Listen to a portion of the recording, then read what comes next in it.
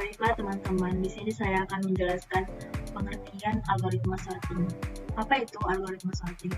Algoritma sorting adalah proses mengurutan data ke dalam urutan bentuk, seperti urutan menaik, ascending, atau menurun, descending.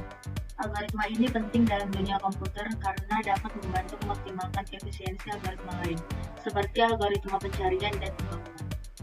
Selanjutnya ada pentingnya algoritma sorting. Yang pertama ada efisiensi pencarian. Itu data yang terurut memungkinkan penggunaan algoritma pencarian yang lebih cepat. Yang kedua ada meningkatkan kinerja, itu banyak algoritma dan struktur data lainnya seperti kombiner bekerja lebih baik dengan data yang terurut. Yang ketiga ada pengolahan data, itu memudahkan analisis data seperti menemukan median, modus, dan statistik lainnya. Yang keempat ada visualisasi, itu data yang terurut lebih mudah untuk divisualisasikan dan dipresentasikan. Baiklah teman-teman, di sini saya akan menjelaskan gambaran singkat algoritma sorting. Pertama, insertion sort. Insertion sort adalah algoritma sederhana yang membangun urutan yang terurut satu persatu dengan memasukkan elemen baru ke dalam posisi yang benar. Kelebihannya adalah 1. Mudah dipahami dan diimplementasikan. 2. Efektif untuk dataset kecil. 3. Stabil, artinya mempertahankan urutan elemen yang sama.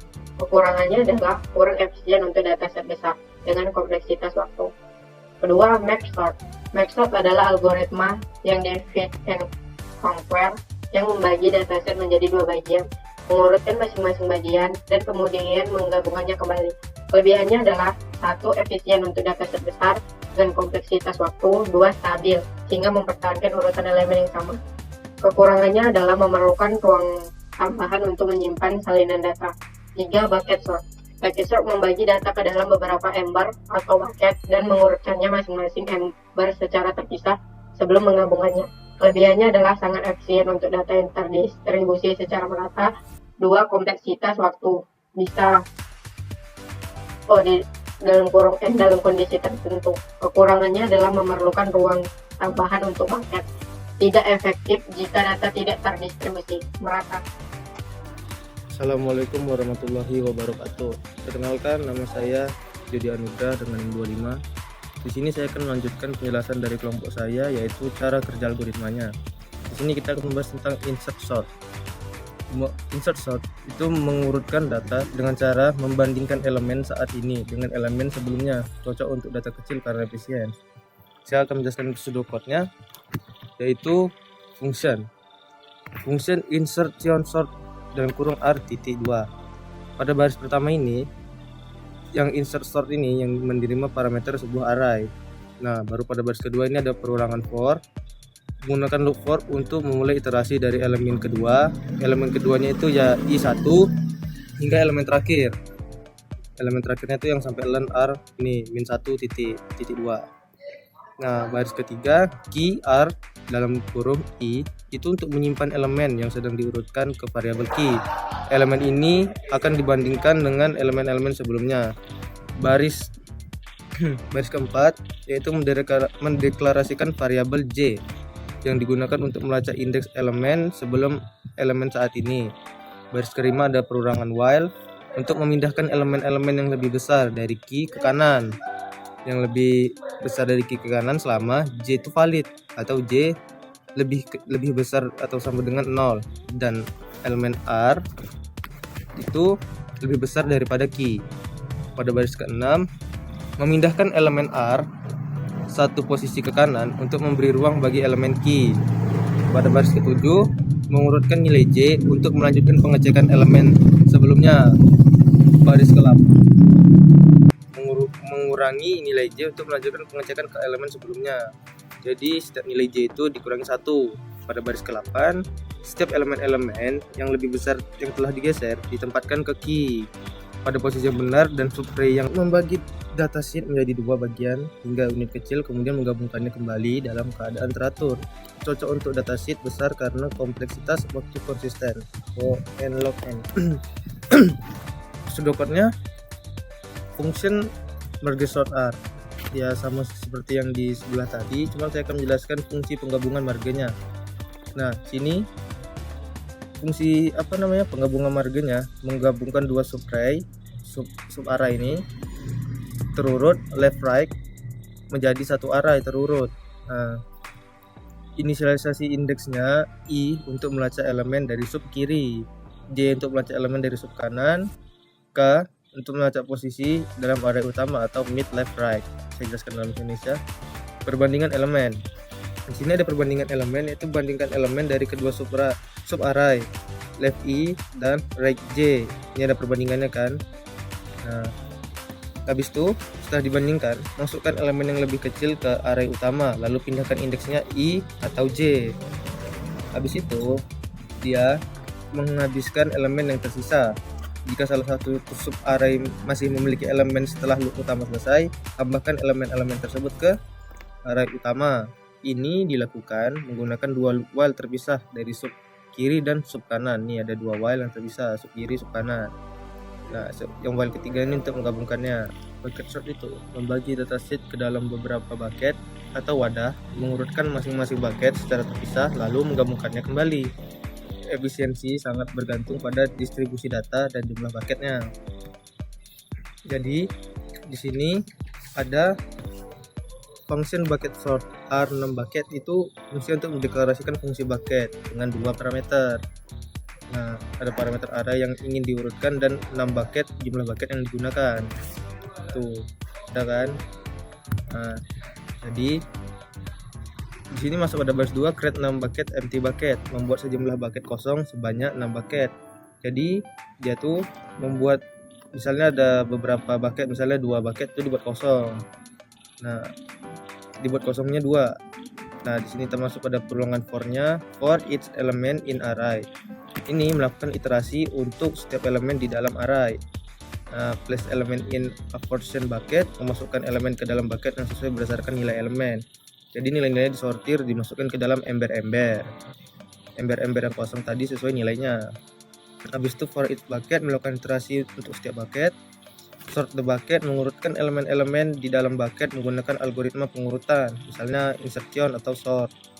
Nah, baru concentrate all bucket in array, menggabungkan semua elemen dari bucket-bucket yang telah diurutkan kembali ke dalam array. Nah, jadi ini nih fungsinya intinya sama kayak nyuci baju lah. Jadi misalnya mau baju putih dipisah, jadi ember-ember kosongnya itu diisi ini semua, diisi baju putih semua, nanti yang baju berwarnanya dipisahkan ke ember lain. Nah, sama seperti itu. Oke. Di sini saya akan menjelaskan tentang flowchart insertion, insertion sort, merge sort, dan bucket sort. Pertama itu, ini adalah flowchart insertion sort. Oke, kita mulai. Pertama itu, program akan memulai. Lalu, setelah program memulai, maka program akan mengambil elemen ke I. Nah, setelah program melakukan pengambilan elemen ke I, maka program selanjutnya akan membandingkan dengan elemen yang di sebelah kiri. Setelah membandingkan elemen yang sebelah kiri, maka geser elemen yang lebih besar ke sebelah kiri. Setelah itu, tempatkan elemen di posisi yang benar. Nah, setelah itu ada kondisi, apakah posisi elemen sudah benar. Jika seandainya iya, maka program akan selesai. Tapi seandainya jika tidak, maka program akan membandingkan lagi dengan elemen sebelah kiri.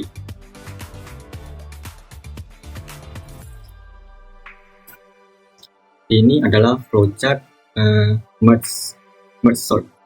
Sama seperti tadi, program pertama akan memulai. Setelah itu, program akan menemui kondisi, periksa apakah ukuran array lebih dari 1. Seandainya jika tidak, maka program akan langsung selesai. Tapi seandainya jika ya, maka ada proses lagi. Yang pertama itu, program akan membagikan array menjadi 2. Setelah itu, lakukan merge sort pada bagian kiri. Lanjut, yaitu lakukan merge sort pada bagian kanan. Selanjutnya, jika sudah dilakukan pembagian pada bagian kanan, maka gabungkan hasil pengurutan. Selanjutnya, yaitu selesai. Nah, ini adalah flowchart untuk bucket sort. Pertama itu, program mulai.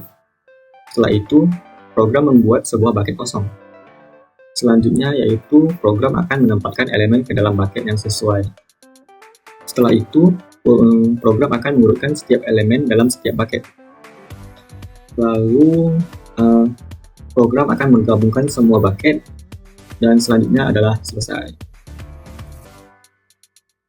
Ini saya akan menjelaskan atau menerangkan insertion. Di sini insertion sort array, komentarnya iterasi dimulai dari elemen kedua hingga akhir array. For i in range 1 len array. K sama dengan array i yang berisi elemen saat ini yang akan disisihkan ke tempat yang benar. J sama dengan i kurang 1. Ini di sini indeks elemen sebelumnya untuk perbandingannya. Ini kita buat pindahkan elemen yang lebih besar dari K ke satu posisi di depan. Kita menggunakan while J besar sama dengan 0 and K kecil dari array J. Array J tambah 1 sama dengan array J. Ini untuk geser elemen ke kanan. J sama dengan 1, ini bergerak ke elemen sebelumnya. Sisipkan elemen K pada posisi yang benar, seperti array J tambah 1 sama dengan K. Kembalikan array yang udah diurutkan seperti return R. Contoh penggunaannya seperti data sama dengan 71495. Ini array input yang akan diurutkan. Sorted data sama dengan insertion sort data. Ini untuk manggil fungsi insertion sort. Print sort data. Ini untuk cetak array yang sudah diurutkan. Oke, kita langsung run. Keluar outputnya 14579. Dari kecil sampai hingga ke besar. Ini yang teracak, yang ini udah disusun. Di sini saya akan menjelaskan bucket. Bucket sort array. Jika array kosong, langsung kembalikan, tidak ada yang perlu diurutkan. If len array sama dengan 0 return R. Step 1 itu buat bucket kosong. Bucket count sama dengan len array. Untuk jumlah bucket disesuaikan dengan jumlah elemen dalam array. Max value ini untuk nilai maksimum dalam array. Min value sama dengan min array.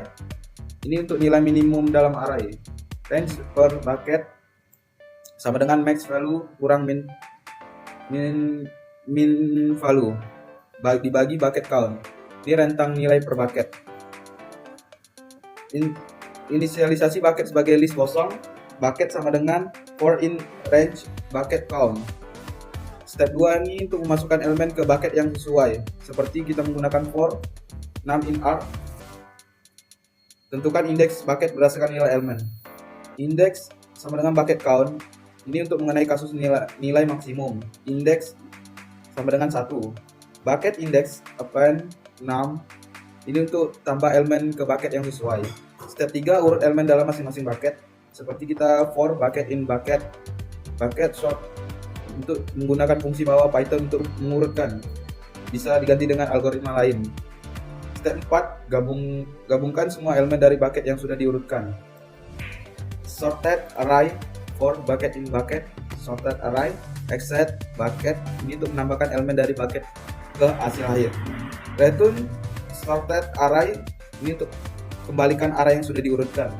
Contoh penggunaannya tuh seperti sort data dari 0, 0,64, 0,13, 0,11, 0,36, 0,42, 0,48, 0,54. Ini data input yang ini kita urutkan. Sorted data sama dengan paket sort data. Ini untuk panggilan fungsi bucket sortnya. Print sort data, ini untuk cetak hasil array yang sudah diurutkan. Dan kita akan run, akan keluar 0,11, 0,13, 0,36, 0,42, 0,48, 0,54 dan 0,64. Ini hasil yang sudah terurut atau sudah rapi. Di sini merge sort atau basis rekursi. Jika array hanya berisi satu elemen atau kosong, langsung kembalikan ke array. If len R array kecil sama dengan 1, return R. Step 1 ini membagi array menjadi dua bagian, divide. mid sama dengan len arc 2. Ini hitung indeks di tengah. Left help merge sort at mid. Ini untuk rekursif untuk bagian kiri. Right help merge sort at mid. Rekursif untuk bagian kanan. Step 2 menggunakan dua bagian yang sudah diurutkan. Concur. Return merge left help right help. Depth merge left right. Ini inisialisasi array untuk hasil penggabungan. Seperti sorted array I sama dengan J sama dengan 0. Ini indeks awal untuk bagian dari left dan right. Step 3 membandingkan elemen dari kedua bagian menggabungkannya. Kita menggunakan while I kecil len left and J kecil len right. If left I kecil sama dengan right J. Ini jika elemen dibagi kiri lebih kecil atau sama.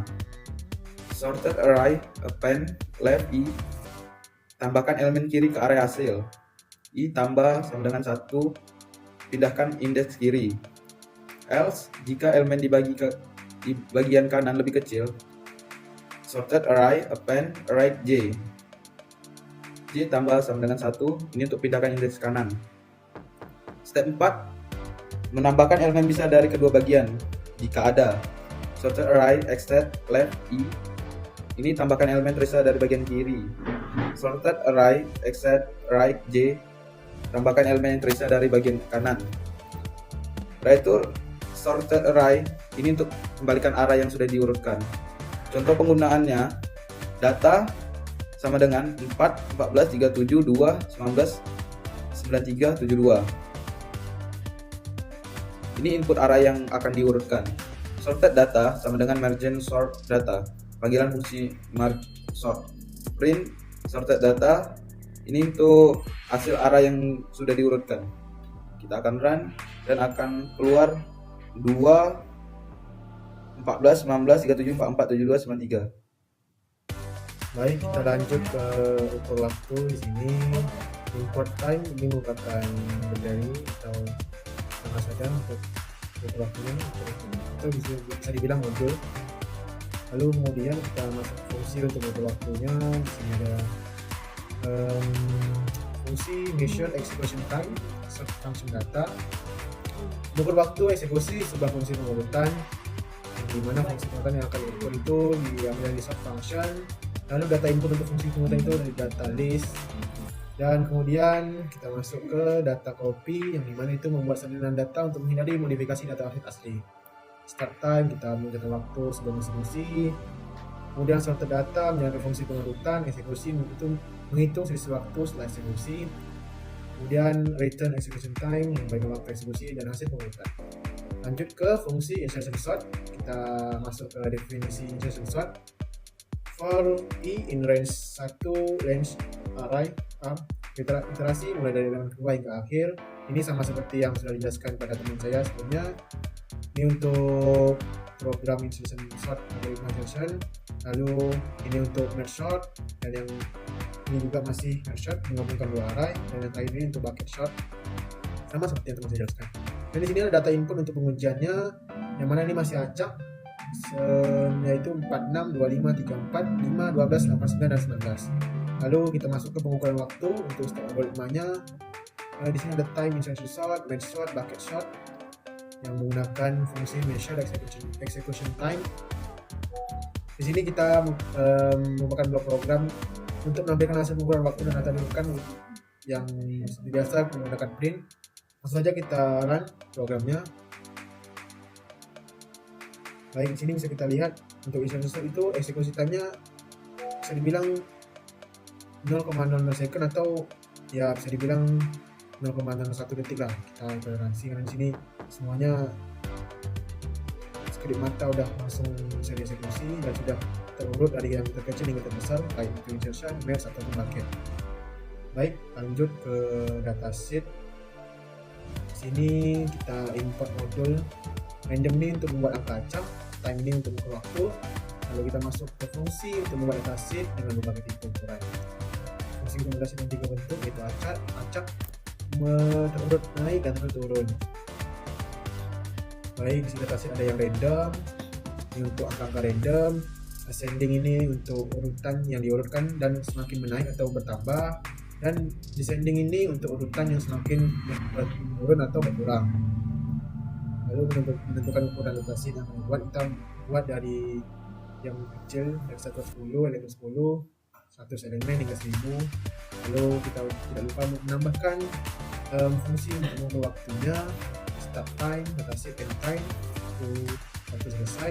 Lalu yang terakhir adalah fungsi untuk menampilkan hasilnya, yaitu print di random, ascending dan descending. Saja kita cobakan di sini.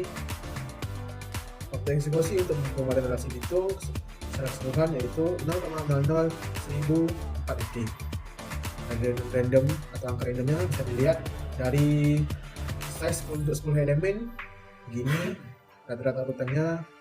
Lalu kemudian dari elemen 100 segini banyaknya. Lalu masuk ke ascending yang terus bertambah. Kenapa yang ini tidak berurutan? Karena yang ini angka acak. Lalu yang untuk ascending ini kan urutannya selalu bertambah semakin tinggi. Misalnya untuk yang 10 elemen 1, 2, 3, 4, 5, 6, 7, 8, 9, 10, 100, begitu juga sampai 1 hingga 100, dan begitu juga dengan 1000. Lanjut selanjutnya descending dataset, yaitu data yang urutan data yang semakin menurun atau berkurang. Misalnya untuk 10 elemen berarti dari 10 hingga 1, untuk 100 elemen dari 100 hingga 1, dan untuk 1000 elemen dari 1000 hingga 1. Baik, selanjutnya kita masuk ke bentuk implementasinya. Ya, sama seperti tadi kita import modul untuk waktu dan import panda itu untuk membuat data frame. Kita jangan lupa masukkan fungsi sama seperti tadi untuk mengukur waktu eksekusi, measure execution time, lalu masuk data copy, memasukkan data, start time sama seperti tadi juga. Dan di sini masukkan juga fungsi-fungsi yang seperti sudah saya jelaskan di awal tadi untuk insertion sort, bucket sort, dan merge sort. Di sini kita memakai data presentasinya untuk size 100, 1000, dan 5000. Ini merupakan presentasi yang akan diuji. Oke, ini merupakan fungsi untuk menguji ketika algoritmanya, yaitu menggunakan def test algorithm set. Baik, kita langsung aja coba running. Sambil menunggu, kita lihat.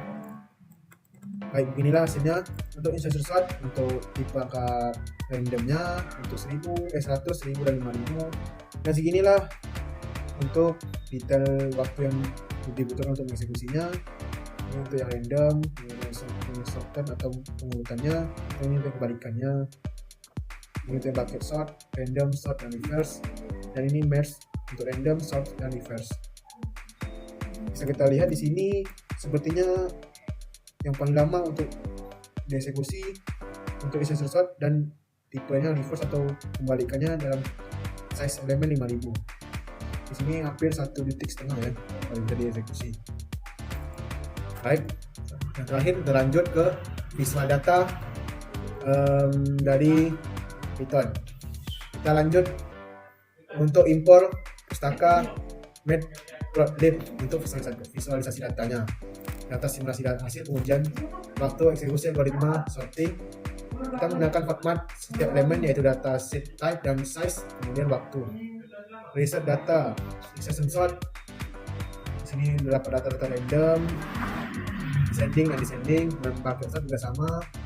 Lalu tipe dataset yang akan divisualisasikan yaitu random, ascending, dan descending. Kemudian dataset yang digunakan dalam pengujian size 10 elemen 1 hingga 1000. Kemudian membuat subplot untuk membuat grafik dalam satu baris dengan 3 kolom. Lalu loop untuk membuat data berdasarkan tipe dataset. Baik, langsung saja kita run untuk melihat hasilnya untuk visualisasinya sebagai berikut. Dataset random bisa dilihat di sini. Untuk biru itu adalah insertion sort, yang oranye itu bucket, dan hijau itu untuk merge sort. Baik, bisa dilihat untuk insertion sort ini dalam size 100 elemen dia membutuhkan waktu lebih lama dibandingkan merge dan bucket. Sini bisa dibilang 0,11 second. Dan untuk bucket dan merge-nya untuk yang random ini hampir sama, hanya merge kemudian waktu lebih lama. Lalu untuk ascending masih sama juga, insertion masih membutuhkan waktu lebih, sedangkan merge dan bucket masih mirip-mirip hanya beda dikit. Begitu juga dengan descending atau data menurun. Insertion sort membutuhkan waktu yang sangat lama dibandingkan dari kedua algoritma ini pakai merge.